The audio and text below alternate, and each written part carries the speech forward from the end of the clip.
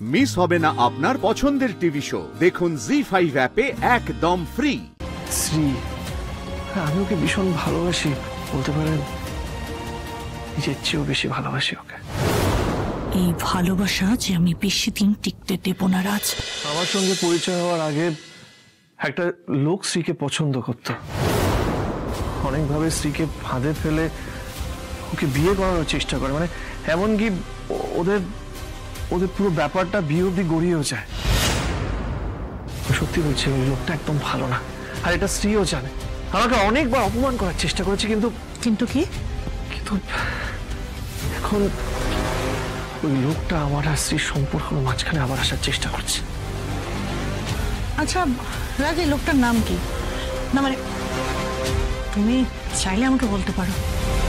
সে না চাওয়ার কি আছে, এত কিছু বললাম, লোকটার নাম বলতে পারবো না? ওই লোকটার নাম হলো সতীশ চ্যাটার্জি।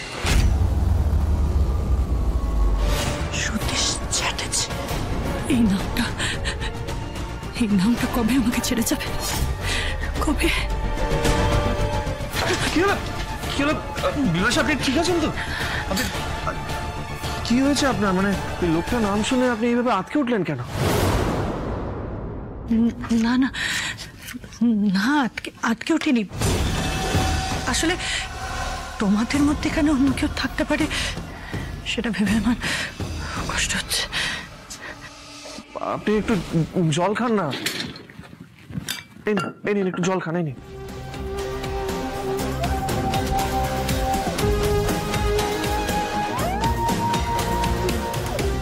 রাজ, তুমি এইসব নিয়ে ভেবো না।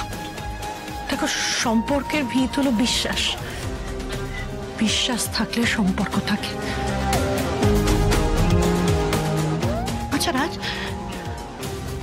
তোমার কি শিয়ের উপরে কোনোভাবে অবিশ্বাস হয় না? মানে তোমার কি মনে হয় ও এরকম কোনো কিছু? একদমই না, শ্রী এরকম কিছুই করতে পারে না, সেটা আমি জানি, কিন্তু ওই লোকটা। রাজ, তোমার কাছে কে বেশি ইম্পর্ট্যান্ট, ওই লোকটা নাকি শ্রী? অবশ্যই শ্রী। আমি ওকে ভীষণ ভালোবাসি, বলতে পারেন নিজের চেয়েও বেশি ভালোবাসি ওকে। এই ভালোবাসা যে আমি বেশি দিন টিকতে দেব না রাজ। তাহলে এইসব নিয়ে তুমি একদম ভেবো না রাজ। দেখো, তুমি শ্রীয়ের সাথে কথা বলো, ওকে বলো এই কোম্পানি জয়েন করতে অ্যাজ ইউর পিএ, আমার নতুন প্রজেক্ট ম্যানেজারের পার্সোনাল অ্যাসিস্ট্যান্ট। দেখো, তোমরা একই কোম্পানিতে কাজ করলে 24 ঘন্টা তোমরা একসাথে থাকবে, সে তোমার চোখের সামনে থাকবে। তাহলে তৃতীয় ব্যক্তি তোমাদের মধ্যেখানে আসতে পারবে না, কোনো সমস্যাই তৈরি হবে না। খুব ভালো অফার বিপাশা, আমি বাড়ি গিয়ে স্ত্রীর সাথে কথা বলবো। এত ভালো অফার কেউ না বলবে কেন, তাই না?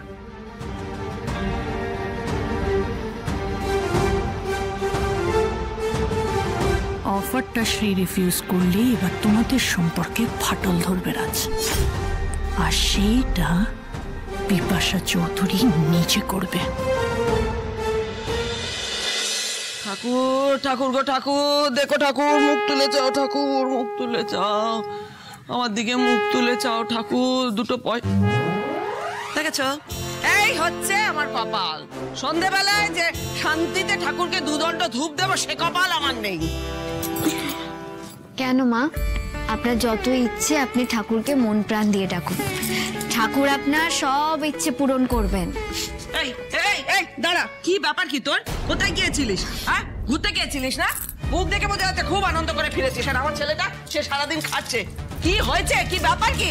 মা, বৌদি তো এসে বাড়িতে এলো, সারাদিন ঘরে ছিল না, একটু রেস্ট নিক বৌদি। তুই চুপ কর একদম, যা শাকটা ধুয়ে রাখ ওর দিকে, যা। বৌদি রেস্ট নেবে, রেস্ট।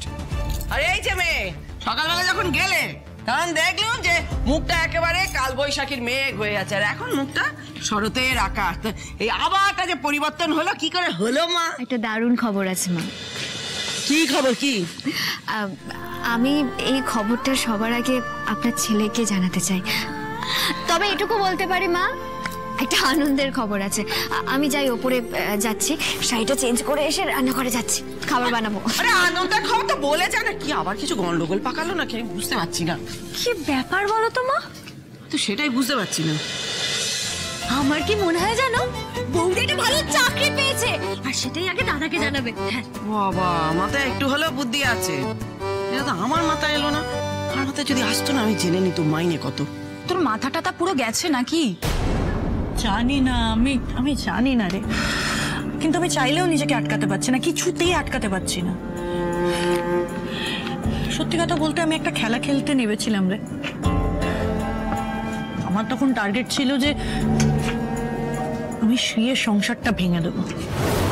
হ্যাঁ, এখন আমার টার্গেটটা সেম আছে, তবে আমার উদ্দেশ্যটা পাল্টে গেছে। তুই তো ঠিকই বলছিস, জানিস তো আমি রাজের প্রেমে না মাথাটা পুরো খারাপ হয়ে গেছে। রাজ একটা ছেলে যার আমি অনেক কথা চুপ করে শুনি। শ্রীকেও ঠিক যতটা ভালোবাসে, এখন ততটা ভালোবাসা আমি চাই। প্লিজ বিপাশা, এটা তো লাইফের একটা ডিসিশন, আরেকবার ভেবে দেখ, তুই নিজের ক্ষতি করছিস না তো? না রে, আমি এখন যা করছি খুব ভেবে চিন্তে করছি। দেখ প্রিয়াঙ্কা, প্রেমে যখন আমি একবার পড়েছি, তখন রাজের কাছ থেকে নিজের প্রেম আমি ঠিক আদায় করে নেব। ও তাই নাকি? এর জন্য শ্রীকে চাকরিটা দিয়েছিস, যাতে সারাক্ষণ ওরা একসঙ্গে থাকে? আমি এক ঢিলে দুই পাখি মারার চেষ্টা করছি। কিরকম? দেখ, আমি যতটা শ্রীকে চিনেছি, রাজ হাজারবার বললেও ও এই চাকরিটা করতে চাইবে না, আর এই কারণে ওদের দুজনের মধ্যে একটা দূরত্ব তৈরি হবে। আর শ্রী যদি চাকরিটা করতে রাজি হয়ে যায়, তখন কি করবি? তখন তো আরো ভালো হবে, কারণ সবটাই তখন আমার হাতের মুঠোয় থাকবে। তখন আমি শ্রীয়ের সামনেই যা ঘটাবার আমার হাতের তালুতে ঘটাবো। মানে কি ঘটাবি তুই? এমন কিছু যেটা দেখে শ্রী নিজেই রাজের দিকে দূরে সরে যাবে। তুই জানিস এখন আমি কি স্বপ্ন দেখেছি? এখন আমি স্বপ্ন দেখি যে রাজ আমার হাজবেন্ড, আমরা দুজনে সুখে সংসার করছি, খুব হ্যাপি আছি। বাট বেবস, এই স্বপ্ন কিন্তু তুই আগেও দেখেছিস, ভুল করছিস না তো? না রে, এবার আর সেটা রিপিট হতে দেবো না। তার জন্য আমাকে যা করতে হয় আমি করব। রাজকে আমি হারাতে পারবো না, কিছুতেই না।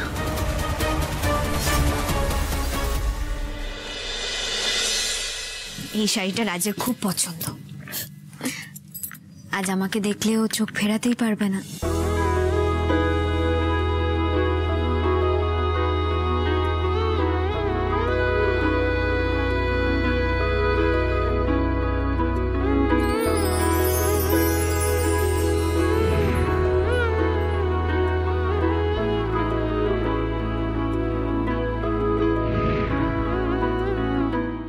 জি5 ডাউনলোড করুন আর সব এপিসোড দেখুন একদম ফ্রি।